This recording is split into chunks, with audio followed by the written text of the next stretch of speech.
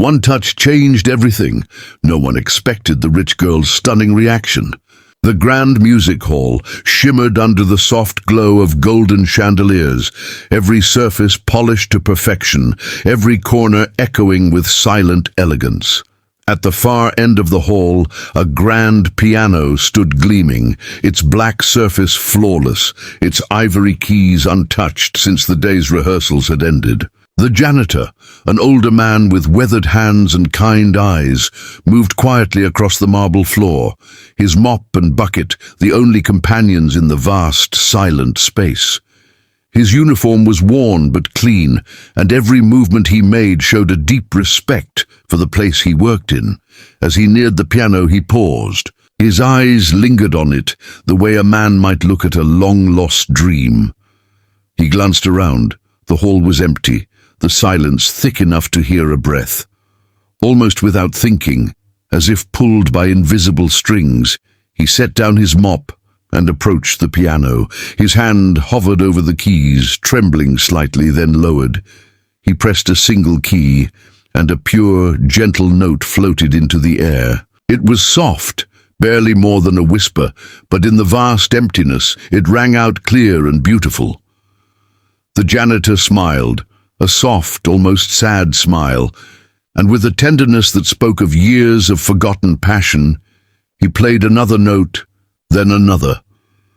A simple melody began to form, shy and hesitant at first, then growing a little bolder, weaving through the air like a secret he could no longer keep hidden. What he didn't see was the door at the back of the hall slowly opening. A group of students and the rich girl herself entered, their laughter fading as they caught sight of him.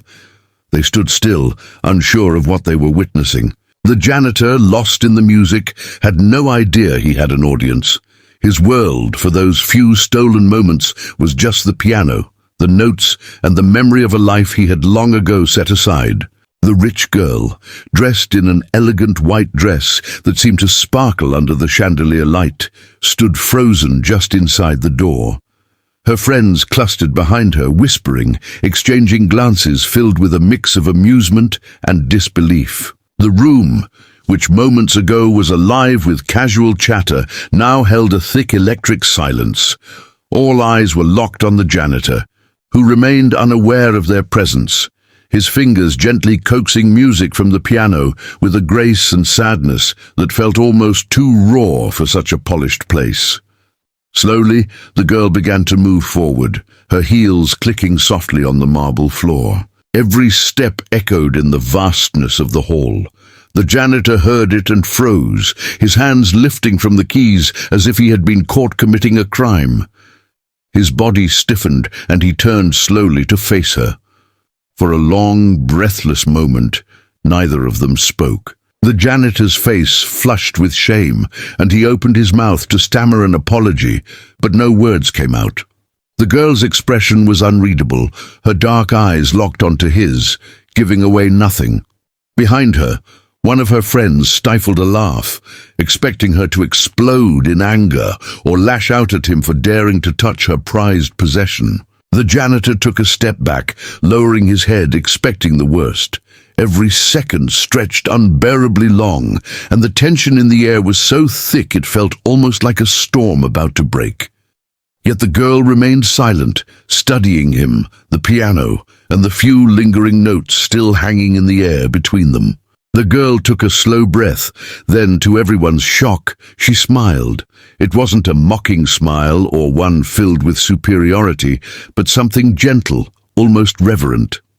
She walked closer to the piano and, with a graceful motion, pulled out the bench, silently inviting the janitor to sit again. The janitor stared at her, confused, unsure if it was a trick, but her eyes urged him forward with a kindness he hadn't expected. Hesitantly, almost fearfully, he sat. She gave a slight nod, encouraging him to continue. His hands trembled as he placed them back on the keys, but as he started to play, the music took over.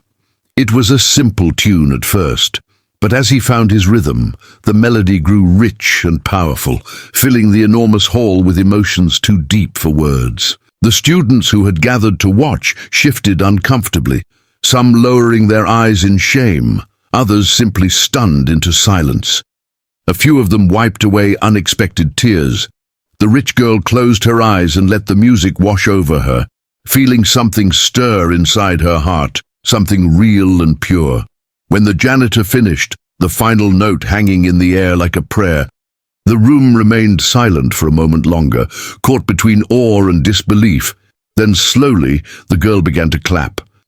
Her applause echoed through the hall, firm and proud. One by one, others joined in, until the entire room was filled with the sound of clapping, not out of politeness, but out of genuine respect. The janitor's eyes shimmered with emotion, and for the first time in many years, he allowed himself to believe that his forgotten dreams still had life left in them. After the janitor finishes playing and the room falls into stunned silence, the rich girl reveals that the piano once belonged to her late mother, who was also from a poor background, just like the janitor. She then offers him a scholarship or a job as the hall's official pianist, honoring both his hidden talent and her mother's memory.